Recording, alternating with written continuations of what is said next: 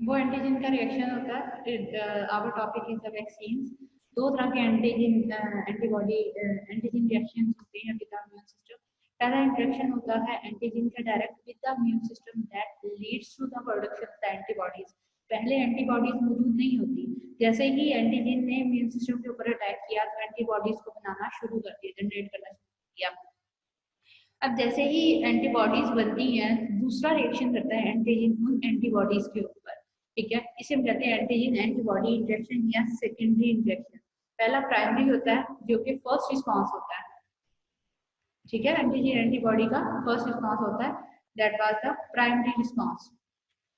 वो जो primary action होता है उसके अंदर एंटीबॉडीज मौजूद नहीं होती हैं, लेकिन जो सेकेंडरी एक्शन होता है उसके अंदर एंटीबॉडीज ऑलरेडी मौजूद होती है। हम वैक्सीनेशन का हमारा जो मेन मकसद होता है वो सिर्फ ये होता है कि एंटीजन अगर एंटीबॉडी के साथ इंटरेक्ट करती है तो एंटीजन ने सबसे पहले जो इम्यून सिस्टम के साथ इंटरेक्ट किया है तो हम एंटीजन को उस लेवल तक लेकर आते हैं, अपने इम्यून सिस्टम को उस लेवल तक लेके आते हैं कि वैक्सीन पहले ही देकर एंटीजन का इम्यून सिस्टम के साथ इंटरेक्शन करवाकर उसकी रेलिवेंट एंटीबॉडीज को हम प्रोड्यूस करवा लेते हैं। यहाँ तक जब वो रेलिवेंट एंटीबॉडीज प्रोड्यूस हो जाती हैं तो फिर वो थ्रू आउट द लाइफ, जैसे ही अब जब भी जिंदगी में उस पेशेंट के पर्सन के अंदर जिसे जो वैक्सीनेटेड है, जिसने वैक्सीन दे चुके हैं, ठीक है, उसका पहला जो प्राइमरी रिस्पॉन्स है वो हमने जनरेट कर लिया है, that is the production of antibodies. Antibodies उसकी बॉडी में प्रोड्यूस हो चुकी है। प्रोड्यूस होने के बाद अब जब भी वो आगे जिंदगी में रिएक्शन करेगा तो वो सेकेंडरी ही होगा, प्राइमरी रिएक्शन नहीं होगा। उसकी बॉडी को दोबारा से उन एंटीजन के खिलाफ एंटीबॉडीज बनाने की जरूरत नहीं है, वो हमने पहले से ही बनवा दी है by the process of the vaccination. So vaccination are the antigens.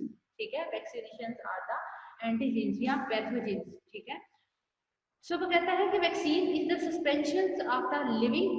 ठीक है, या तो माइक्रोब लिविंग है, जिंदा है, ठीक है, या फिर वो किल्ड है, खत्म हो चुके हैं, या पैथोजेनिक माइक्रोऑर्गेनिज्म दैट मॉडिफाई। इनको इस तरह मॉडिफाई किया जाता है, उनको इस तरह हम मॉडिफाई करते हैं that make it non pathogens, कि जब एंटीजन को हम जिस मकसद के लिए दे रहे हैं, हमारा मेन पर्पस ये है कि बॉडी में कोई डिजीज काज ना करे, कोई बीमारी काज ना करे, सिर्फ इम्यून सिस्टम को एक्टिवेट करके उसकी रेलिवेंट एंटीबॉडीज को बनवाए, जो हमारा मेन मकसद है फॉर द एंटीजेंस। ठीक है, तो जो हमारा मेन पर्पस है हम उसी तक फोकस रहते हैं। हम बॉडी में कोई पैथोजेनिसिटी नहीं क्रिएट करवा रहे, हम बॉडी में कोई डिजीज नहीं क्रिएट करवा रहे। ठीक है, सो वैक्सीन इज द सस्पेंशन। ये एक ऐसी लिविंग या केयर्ड पैथोजेंस की वैक्सीन होती हैं जो मॉडिफाई इस तरह होती हैं कि मॉडिफाई हो जाती हैं and make it non pathogenic. ठीक है, इस तरह उसकी मॉडिफिकेशन होती है कि वो नॉन पैथोजेनिक हो जाए, पैथोजन बॉडी के लिए वो एज अ पैथोजन ना काम करे, वो एंटीजन बॉडी के लिए एज अ पैथोजन बीमारी ना काज करे, जस्ट वो क्या करे, इम्यून सिस्टम के ऊपर अटैक करे और उसको एक्टिवेट करे। ठीक है, और वो डायरेक्टली अटैक ही इम्यून सिस्टम के ऊपर करती है और अपनी रेलिवेंट एंटीबॉडीज को बनवाती है। इन द रेसिपिएंट, जिसने उस वैक्सीन को रिसीव किया, उसके अंदर sufficient to prevent the susceptible disease, ताकि वो बीमारी क्रिएट ना हो आगे लाइफ में, उस पेशेंट के अंदर वो बीमारी क्रिएट ना हो। तो दो तरह के रिस्पॉन्स होते हैं, एक antigen attack on the immune system, ठीक है, that leads to the production of the antibodies, और एक antibodies attack with the antigens, ठीक है, that lead to production of the hypersensitivity reaction, allergic reaction. तो पहला जो रिएक्शन होता है जिसमें एंटीजन ने इम्यून सिस्टम के ऊपर अटैक करना और उसकी रेलिवेंट एंटीबॉडीज बनवानी है, उस रिएक्शन को हम पहले से ही करवा लेते हैं by administration of the vaccine. तो वैक्सीन बेसिकली बाहर के ही वही पैथोजेंस हैं, वही माइक्रोब्स हैं, लेकिन वो बॉडी में इस मकसद के लिए नहीं हम एंटर करते कि वो पैथोजेनिसिटी काज करें, कोई बीमारी काज करें। ठीक है, वो बेसिकली हम सिर्फ इस पर्पस के लिए बॉडी में एडमिनिस्टर करते हैं। किल्ड वैक्सीन है या किल्ड लिविंग पैथोजेंस है या किल्ड पैथोजेंस है, वो इस पर्पस के लिए बॉडी में एंटर करते हैं कि वो इम्यून सिस्टम को इंड्यूस करें, ठीक है, ताकि ससेप्टिबल जो डिजीज है वो प्रिवेंट हो जाए, रुक जाए।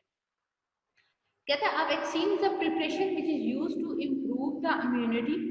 ये पर्सन के अंदर इम्यूनिटी डेवलप करता है to the particular disease, specific disease के अगेंस्ट, इम्यूनिटी डेवलप करता है। The term derived from the Edward Jenner of the cowpox, ठीक है, विच व्हेन ये सबसे पहले उसने एक पेशेंट था उसके पास जो कि स्मॉल पॉक्स का था, ठीक है, और उसने क्या किया था कि काउपॉक्स जो एक बेफलोज की डिजीज है, ठीक है, वो इंसानों में नहीं होती है, लेकिन उसने क्या किया, उसी के ही जर्म्स लेकर उसको स्मॉल पॉक्स जो ह्यूमन के अंदर हुआ था उसके अंदर इंजेक्ट कर दिया। उसने देखा कि जो स्मॉल पॉक्स का पेशेंट था वो उस काउपॉक्स की एंटीजन से ठीक हो गया, ठीक है। सो उसे पता चल गया कि वो नेक्स्ट जो होगा उसके अंदर डिजीज काज नहीं हुई। तो इस तरह से उसने कंसीडर किया कि जो एंटीजन डिजीज काज करते हैं वही एंटीजन अगर हम पहले एडमिनिस्टर कर देते हैं बॉडी में तो वो थ्रू आउट द लाइफ जो है वो उस बीमारी से ही जिसको वही एंटीजन काज कर रहे हैं, ठीक है, जो अगर बाद में इंटरेक्ट होंगे वही बीमारी काज कर रहे हैं और अगर पहले हम उनको दे देंगे तो वो डिजीज से बच जाते हैं, ठीक है। Provided them to protection against the smallpox, the work which Louis Pasteur and other carried out.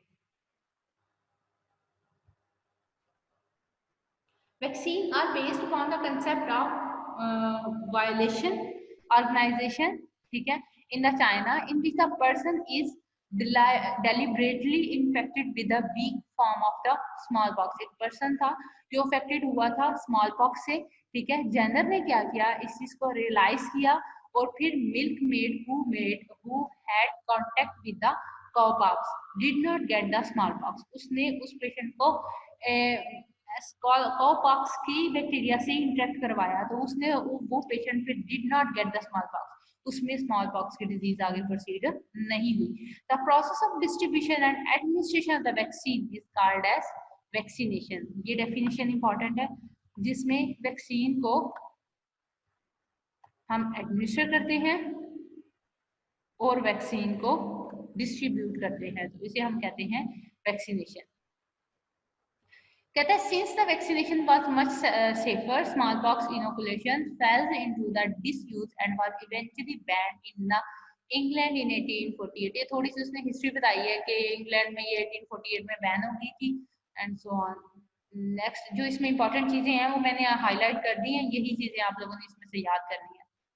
Definition of the vaccine, definition of the vaccination and vaccines can be prophylactic. Prophylactic मतलब पहले से दी जाने वाली मेडिसिन, ठीक है, जो disease के develop होने से हम पहले देते हैं। प्रोफाइलेक्टिकली हम देते हैं टू प्रिवेंट द एमेलुएट यानी कि रोक देना the effect of the future infection जो आगे होगा बाय एनी नेचुरल और द वाइल्ड पैथोजन। कोई भी पैथोजन जो डिजीज काज करेगा उसी को वही पहले ही रोक देना क्या कहलाता है, प्रोफाइलेक्सिस या थेराप्यूटिक। जब डिजीज डेवलप हो चुकी होती है उसके बाद जो वैक्सीन देते हैं दैट इज द थेराप्यूटिक। तो वो कहता है वैक्सीन दो तरह की हो सकती है, या तो ये प्रोफाइलेक्टिक हो सकती है यानी कि पहले से देना, ठीक है, या फिर ये थेराप्यूटिकली हो सकती है जब डिजीज डेवलप हो चुकी है तब आप इसको एडमिनिस्टर करो, ठीक है।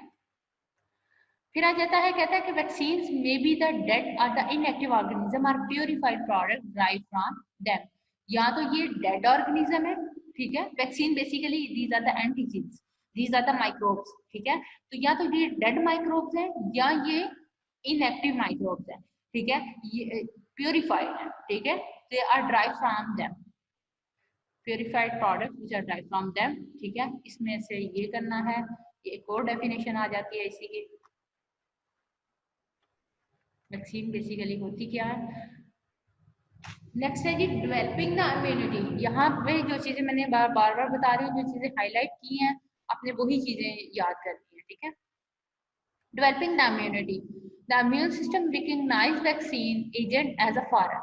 हमारा इम्यून सिस्टम जो वैक्सीन आती है, जो वैक्सीन हमने कंसीडर करें, वैक्सीन इज एंटीजन जो हमारी बॉडी में एडमिनिस्टर किए गए, तो हमारा जो इम्यून सिस्टम है उस वैक्सीन को कंसीडर करेगा एज अ फॉरेन पार्टिकल, उसको डिस्ट्रॉय करेगा और फिर उसे याद रखेगा। हमने कल एक डायग्राम देखी थी, उस डायग्राम में कुछ ऐसे था कि दो तरह के सेल्स काम करते हैं, एक वो होते हैं ये इम्यून सिस्टम ने अटैक किया, ठीक है, इम्यून सिस्टम ने एलर्जन ने अटैक किया इम्यून सिस्टम के ऊपर, CD4 सेल्स, IL4 सेल्स, और ये दो तरह के सेल्स के को डेवलप करती है। एक प्लाज्मा सेल्स जो किलिंग करेंगे ठीक है, और एक मेमोरी सेल्स, ठीक है। तो जैसे ही वो एंटीजन बॉडी के ऊपर अटैक करता है तो हमारे बॉडी के सेल्स फर्स्ट तो उसको किल कर देते हैं, खत्म हो गया। किलिंग करने के बाद मेमोरी सेल, जो दूसरी ऑप्शन, दूसरी चीज सामने लिखी हुई है मेमोरी सेल्स, ये मेमोरी सेल्स बेसिकली हमारी वैक्सीन इन्हीं मेमोरी सेल के ऊपर काम कर रही होती है कि एंटीजन के साथ उस बॉडी का इंटरेक्शन करवा देते हैं, फिर मेमोरी सेल उसको फ्यूचर के लिए याद रखते हैं, ठीक है, कि next time in the future जब भी डिजीज डेवलप हुई तो मेमोरी सेल ऑलरेडी उससे रेलिवेंट एंटीबॉडीज बना लेंगे। लेकिन ये स्पेसिफिक होते हैं कि जो एंटीजन आपने एडमिनिस्टर की है ये उसी के अगेंस्ट एंटीबॉडी बनाएगी, ये जनरली सारी बीमारियों को कवर नहीं करती, कि कुछ ऐसी डिजीज होती हैं जिनको कवर करती है जिनसे हमने रिलेटेड एंटीजन एडमिनिस्टर कर चुके होते हैं।